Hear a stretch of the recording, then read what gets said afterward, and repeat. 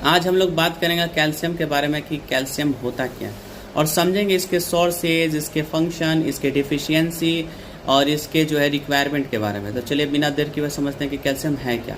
देखिए कैल्शियम हमारे बॉडी में जो है मतलब बोला जाता है इसको major mineral element of a body, most abundant mineral हमारे बॉडी का, मतलब अच्छा खासा अमाउंट में जो हमारे बॉडी में प्रेजेंट होता है। 99% कैल्शियम तो हमारे बोन और टीथ में प्रेजेंट होते हैं। मतलब इन्फेंट एट बर्थ देखा जाए तो 27.5 ग्राम कैल्शियम होते हैं। डेवलपिंग फीटस को ज़रूरत होता है 30 ग्राम ऑफ कैल्शियम का। और हीमोस्टेटिस में भी ये बहुत सारा मतलब बढ़िया रोल करते हैं इंटरनल इक्विलिब्रियम में।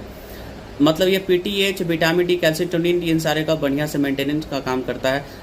अगर फंक्शन में बात करें तो नॉर्मल फंक्शन इसका बोन और टीथ का फॉर्मेशन करवाना, नर्व सेल, साथ में हार्ट और मसल्स का बढ़िया से फंक्शन करवाना, ब्लड का कोगुलेशन करवाना, मिल्क का प्रोडक्शन करवाना, इलेक्ट्रिकल केमिकल मैसेज अराइव करवाना, सेल के जो सरफेस मेम्ब्रेन है वहाँ पर जो होता है कि बायोकेमिकल मशीनरी होता है और उससे वो मैसेज को अराइव करवाता है। सोर्सेज में देखा जाए तो बेस सोर्सेज इसको माना नेचुरल बेस सोर्सेज माना जाता है, मिल्क, मिल्क प्रोडक्ट, योगर्ट और फिश को। 1 लीटर काम मिल्क अगर देखा जाए तो उसमें 1200 mg जो है हमें मिलता है कैल्शियम, मतलब 120 mg पर DL, और साथ में ग्राम में देखा जाए तो 1.2 ग्राम। वुमेन मिल्क में जो होता है 300 mg होता है, मतलब कि 30 mg पर DL मिलता है कैल्शियम वुमेन मिल्क से। अदर सोर्सेज कैल्शियम की बात करें तो ग्रीन लीफी वेजिटेबल जैसे कि 0.44 से लेकर 1.13% हमें मिलता है। अनाज अगर बात करें तो अनाज में मिलेट्स, रागी जिससे 0.3 से लेकर 0.36% मिलता है। और भी है जैसे कि ड्रिंकिंग वाटर से 200 mg पर डे हमें मिल जाता है।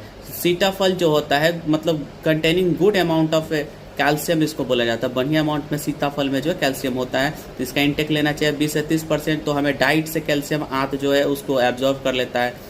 और एब्जॉर्प्शन को बढ़ाने के लिए विटामिन डी और हमें हाई प्रोटीन डाइट लेना चाहिए। एब्जॉर्प्शन अगर इसका कम होता मतलब ऑक्सलेट, फाइटेट और आंत का जो पीएच है वो अल्कलाइन हो गया, साथ में जो है लार्ज अमाउंट में फैटी एसिड और साथ में जो है आंत में फाइबर डाइट भी है, जिस वजह से जो है कैल्शियम का जो है डिक्रीज हो जा रहा है इसका एब्जॉर्प्शन।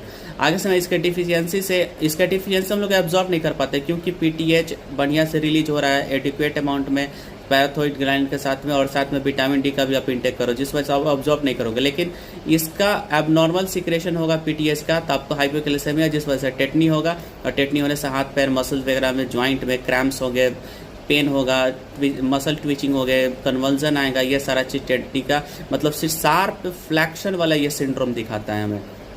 आगे समझ इसका रिक्वायरमेंट, एडल्ट जो मेल और फीमेल है इसमें 600 mg पर डे चाहिए होता है। ड्यूरिंग प्रेगनेंसी और लैक्टेटिंग मदर को 1200 mg पर डे चाहिए होता है। मतलब